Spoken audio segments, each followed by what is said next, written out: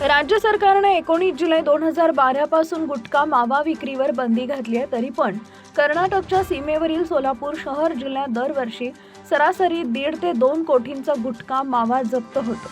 या पार्श्वभूमीवर आता महाराष्ट्रातील गुटखा विक्रेत्यांवर संघटित गुन्हेगारी कायद्याअंतर्गत कारवाई संदर्भातील विचारणा विधी व न्याय विभागाकडे करण्यात आली आहे.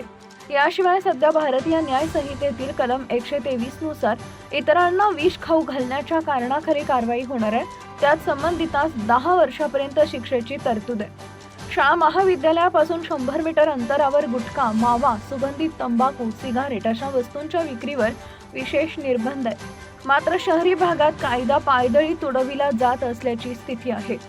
दरम्यान सोलापूरच्या अन्न व औषध प्रशासनानं 1 जानेवारी ते 10 नोव्हेंबर पर्यंत शहर जिल्ह्यातून 82 लाख रुपयांचा गुटखा जप्त केला. तरी पण शहर जिल्ह्यात किमान 1500 ठिकाणी गुटखा, मावा विक्री बिनधास्तपणे सुरू आहे. या अवैध व्यवसायाची उलाढाल दररोज कोट्यावधीची आहे.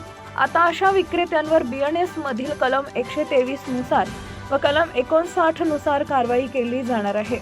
याशिवाय राज्य सरकारनं विधी व न्याय विभागाला दिलेल्या प्रस्तावाअंतर्गत अशा विक्रेत्यांवर मोक्काची कारवाई करता येईल का अशी विचारणा केली आहे. त्यामुळे गुटखा, मावा विक्रेत्यांचे धाबे दणाणले आहेत.